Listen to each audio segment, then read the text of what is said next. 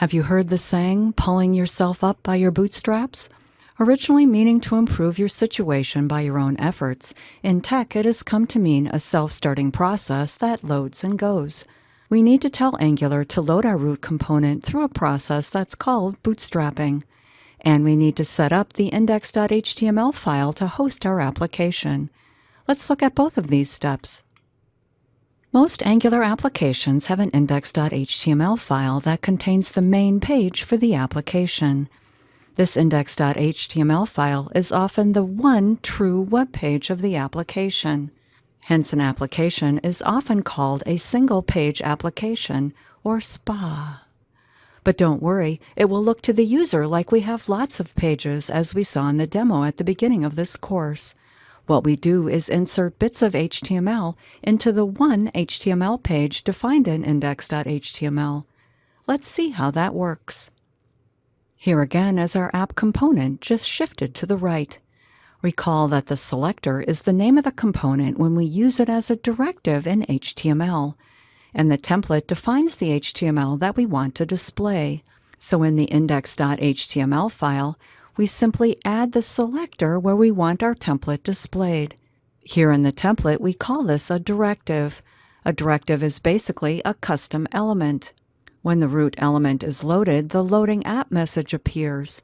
As soon as the loading is complete, the HTML defined in the component template is inserted between the selector element tags and appears on the page. Let's go through the Angular application startup process in detail.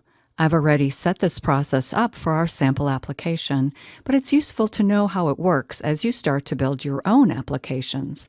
We have the index.html file set up to host the application by specifying the selector from the root application component as a directive in the body tag. But how does the module loader find our root application component? Recall from the last course module that we configured System.js, our module loader, in index.html to start up the application by importing an ES module from the app folder. And we saw that the System.js configuration file defined the main entry point of the application as main. So main is the first ES module loaded for our application, and it looks like this.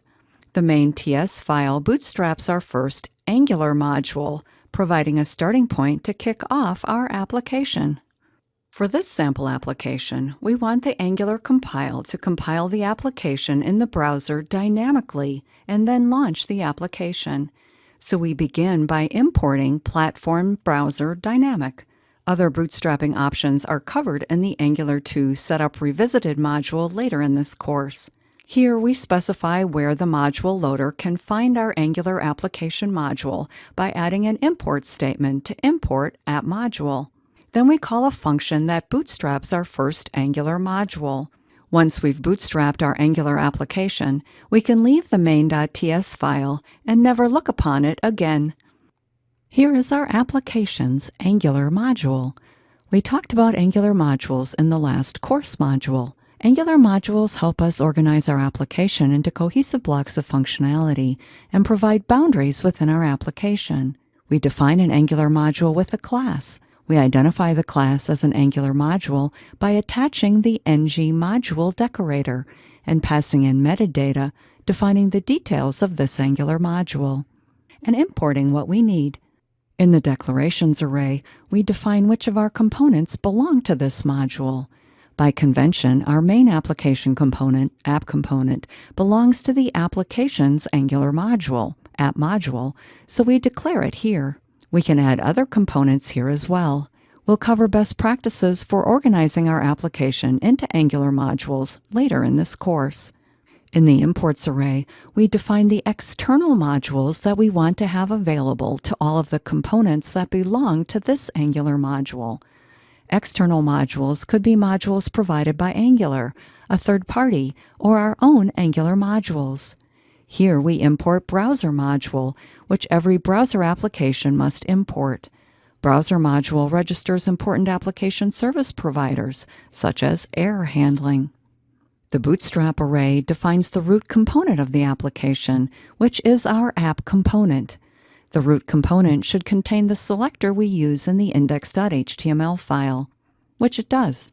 When this component is loaded, the template defined here appears within the directive tags, and the user sees the user interface for our component. So, index.html loads and executes the ES6 module main. Main bootstraps the application's Angular module, app module, which in turn bootstraps the root application component, app component, and the component's template appears in the browser. Luckily, we only need to set up the bootstrapping process once. Now let's see this bootstrapping process in action.